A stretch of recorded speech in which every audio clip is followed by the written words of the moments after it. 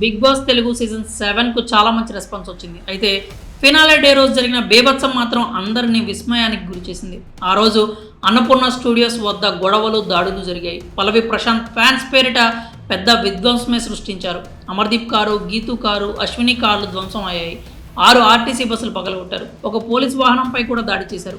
ఈ అల్లర్లకు సంబంధించి మొత్తం 2 కేసులు నమోదు కాగా 24 మందిని పోలీసులు అరెస్ట్ చేశారు. తాజాగా బిగ్ బాస్ నిర్వాహకులకు జూబ్లీ హిల్స్ పోలీసులు నోటీసులు జారీ చేశారు.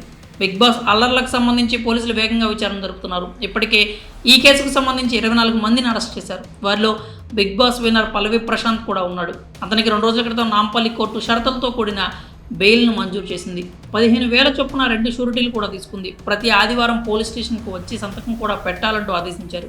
ఈ కేసులో ప్రశాంత్ అరెస్ట్ అయిన తర్వాత బిగ్ బాస్ యాజమాన్యం వైపు చాలా మంది వెళ్లి చూపించారు. ఈ షోను రన్ చేస్తున్న వారిపై కూడా కేసులు పెట్టాలంటూ, అసలు ఆ షోని బ్యాన్ చేయాలంటూ డిమాండ్లు పెరిగిపోయాయి. తాజాగా జూబ్లీ హిల్స్ పోలీసులు ఈ అల్లర్లకు సంబంధించి బిగ్ బాస్ యాజమాన్యానికి నోటీసులు జారీ చేశారు.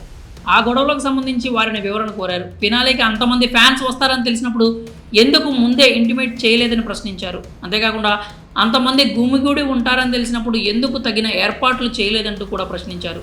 నోటీసులకు సంబంధించి బిగ్ బాస్ యాజమాన్యం ఏ విధంగా స్పందిస్తుందో వేచి చూడాలి. ఇక ఈ కేసులకు సంబంధించి ఇప్పటికీ నెట్టింట రచ్చ జరుగుతూనే ఉంది. ఆ రోజు ప్రభుత్వ, ప్రైవేటు వాహనాలు ధ్వంసం అయ్యాయి. ఈ దాడులకు సంబంధించి నెటిజన్స్ భిన్నాభిప్రాయాలు వ్యక్తం చేస్తున్నారు.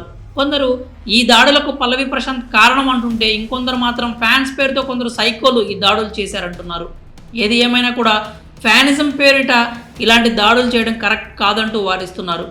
ఈ బిగ్ బాస్ ఘటనను ఉదాహరణగా తీసుకొని ఇప్పటికైనా ఈ ఫ్యాన్ వార్స్ ఆపేయాలంటూ సూచిస్తున్నారు. ఇక విన్నర్ పల్లవి ప్రశాంత్ మాత్రం ఇప్పుడిప్పుడే తన గెలుపును ఆస్వాదిస్తున్నట్లు కనిపిస్తున్నాడు. తాజాగా తన స్పై బ్యాచ్ని కలిశాడు. శివాజీ, యావర్, బోలే షావలీలను కలిశాడు. అందుకు సంబంధించిన ఫోటోలు, వీడియోలు నెట్టింట వైరల్ అవుతూ ఉన్నాయి. ఈ బిగ్ బాస్ అల్లర్ల కేసు ఇంకా ఎన్ని మలుపులు తిరుగుతుందో చూడాలి. మరి బిగ్ బాస్ యాజమాన్యానికి పోలీసులు నోటీసులు జారీ చేయడంపై మీ అభిప్రాయాలు ఏంటో కామెంట్స్ రూపంలో తెలియజేయండి.